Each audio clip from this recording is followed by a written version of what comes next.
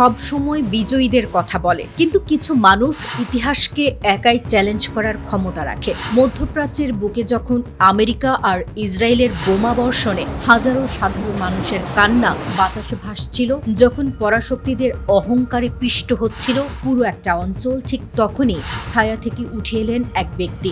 কোনো বিশাল সেনাবাহিনী নয়, কোনো অত্যাধুনিক নিউক্লিয়ার সাবমেরিন নয়, কেবল নিজের অদম্য ইচ্ছা আর ইস্পাত কঠিন প্রতিজ্ঞাকে পুঁজি করে সে একাই যুদ্ধ ঘোষণা করল বিশ্বের সবচেয়ে শক্তিশালী দুটি দেশের বিরুদ্ধে। ওয়াশিংটন থেকে তেল আবিব আইনশৃঙ্খলা রক্ষাকারী বাহিনীর রাজপ্রাসাদে একাই তীব্র ভয়ের কাঁপন ধরিয়ে দিয়েছিল এই ইরাকের সন্তান। তার এই যুদ্ধ কেবল কোনো একটা নির্দিষ্ট সীমানায় আটকে ছিল না, সে একাই হয়ে উঠেছিল এক আন্তর্জাতিক প্রতিরোধ দুর্গ।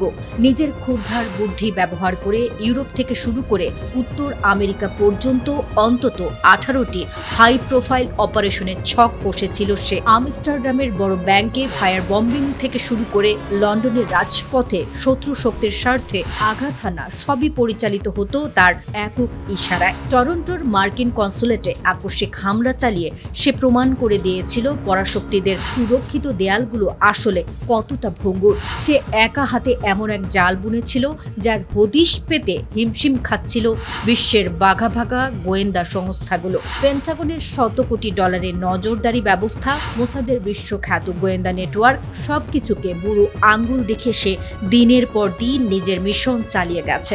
সাধারণ একটা স্মার্টফোন আর ডার্ক চ্যাটরুমের আড়ালে বসেই সে হয়ে উঠেছিল এক বিশাল বাহিনীর সেনাপতি।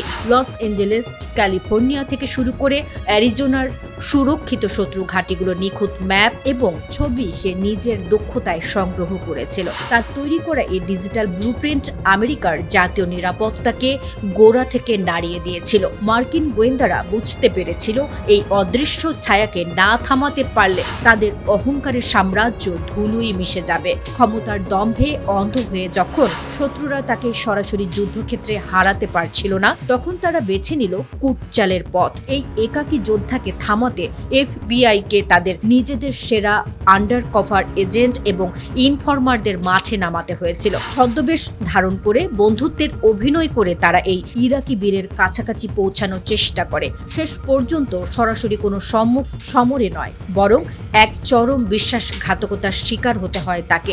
গোপন ফাঁদ পেতে বিপুল সামরিক শক্তি নিয়ে চারদিক থেকে ঘিরে ফেলে হাতকড়া পরানো হয় এই অদম্য মানুষকে। কিন্তু গ্রেফতার হওয়ার মুহূর্তেও তার চোখে কোনো ভয়ের চিহ্ন ছিল না, ছিল কেবল নিজের মাতৃভূমির জন্য লড়াই করার এক পরম তৃপ্তি। নিউ ইয়র্ক সিটির পুলিশ কমিশনার থেকে শুরু করে আন্তর্জাতিক মিডিয়া আজ তাকে সন্ত্রাসী তকমা দিতে মরিয়া। কিন্তু পর্দার আড়ালের সত্যটা হলো সে একাই প্রমাণ করে দিয়েছে যে কোটি কোটি ডলারের অস্ত্রাগার ছাড়াও শুধু আত্মবিশ্বাসের জোরে পরাশক্তিদের রাতের ঘুম হারাম করে দেওয়া সম্ভব।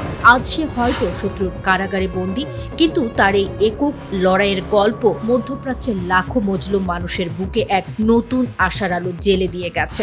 সাম্রাজ্যবাদের বিরুদ্ধে বুক চিতিয়ে দাঁড়ানো এই ইরাকি নাগরিক ইতিহাসের পাতায় একা এক কিংবদন্তি হয়ে রইলেন, যিনি প্রমাণ করেছেন লড়াইটা যখন ন্যায়ের হয় তখন একা একজন মানুষই পুরো বিশ্বকে কাঁপিয়ে দেওয়ার জন্য যথেষ্ট।